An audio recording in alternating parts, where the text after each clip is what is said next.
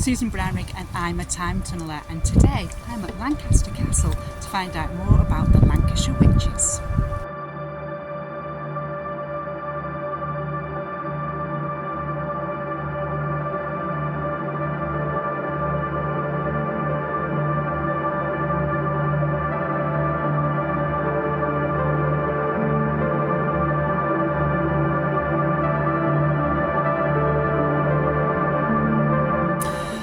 It's very cold and very chilly up here on Pendle Hill. I'm just above the village of Newchurch in Pendle, and it was on a morning like this in March 1612 that Jennet Device took a walk across a field not dissimilar to this one here.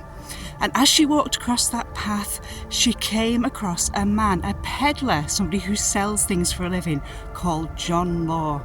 Now, it's thought that the Devices were a family of healers, and perhaps they did consider themselves to be witches. They would use magic, or what they thought of as magic, to make things better for themselves, because they were a very poor family, like a lot of families in this area. So Alison wanted metal pins, perhaps to do some spells with. Now, John Law didn't want Alison to have his pins. We're not sure whether she was begging or she was willing to pay for them, but he refused her, and she was so cross that she cursed him. But it's said that John Law very quickly collapsed, and he had had some kind of an attack.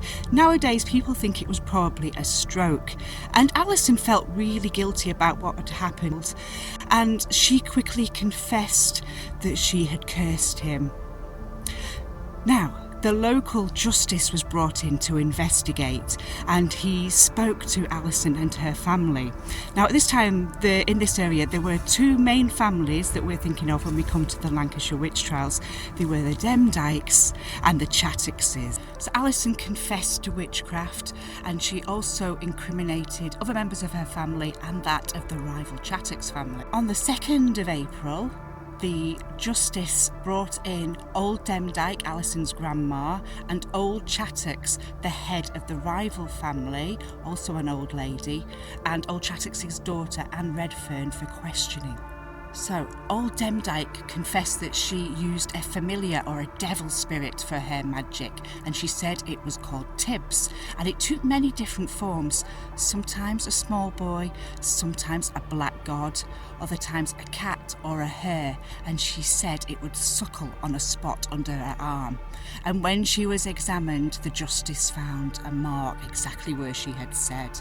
We know a lot about the Lancashire Witches, or the Pendle Hill Witches, because the trial was recorded by the court clerk, a man called Thomas Potts, and he published the book as The Wonderful Discovery of Witches in the County of Lancaster.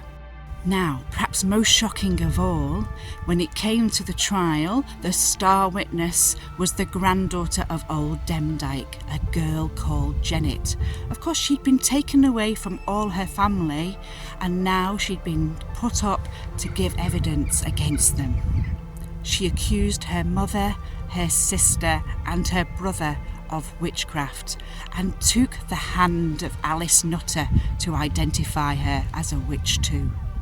After the witches were found guilty, they were taken up to Gallows Hill, somewhere above Lancaster Castle. No one's quite sure where it was, perhaps at Williamson Park, where the Ashton Memorial now stands. And there they were hanged by the neck until they died. Jennet survived, but no one's quite sure what happened to her. But about 20 years later, Jennet Device was found guilty of witchcraft. Could it have been the same person? So, for this week's writing challenge, I would like you to imagine you have been accused of being a witch in modern times. But are you innocent or guilty? Perhaps you want to deny all the things that have been said about you, or perhaps you are proud of your witchcraft. Have you been casting spells? What magic have you done? You might even have a familiar. What shape or form does it take? And put it all into a short story. Well, I hope you've enjoyed watching this week's Time Tunneler Challenge. Don't forget to hit the subscribe button and the like button, and we'll see you again soon. Take care. Bye.